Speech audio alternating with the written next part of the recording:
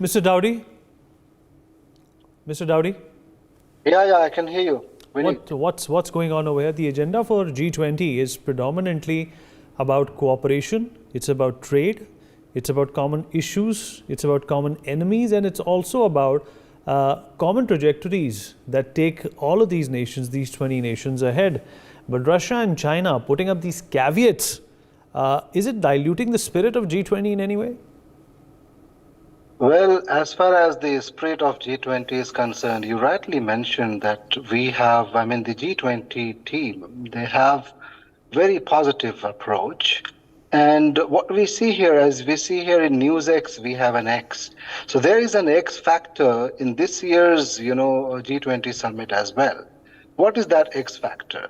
That is like India has taken, the presidency of India has taken this G20 summit, this year's summit, into a different level. Earlier, they used to have a kind of, let's say, test cricket match, moving things slowly, and some of the agenda points are not properly met, etc. But this year, what's done, G20 is played like T20 by India. Trying to, the Indian government has tried its best to make the optimum utilization of this opportunity to make it global. And when it's global, when it's the proper traction is there, when everyone talks about it, especially, all across the globe and also in India. And if you have something of this sort, you find some sort of, developments that we see, like China is not coming. We know the reasons, we know the things that, why this is happening.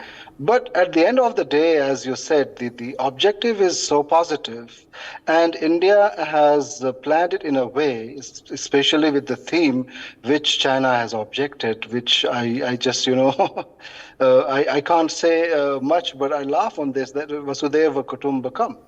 Whether it's language or UN language or whatsoever, we look at the theme of this, and it will be actually seen. It will be, on 9th and 10th, or even 7th, when Joe Biden is coming and other guests are coming. That will be reflected in a true sense, and the entire world will see that. Why Russia is doing this, that's another question. But as we can, benefit of doubt is that since the Ukraine-Russia war is there, and the Russian president was not there even in the BRICS summit, and this can be seen in different occasions. So right. we understand that Russia has been a very that's the best part, right?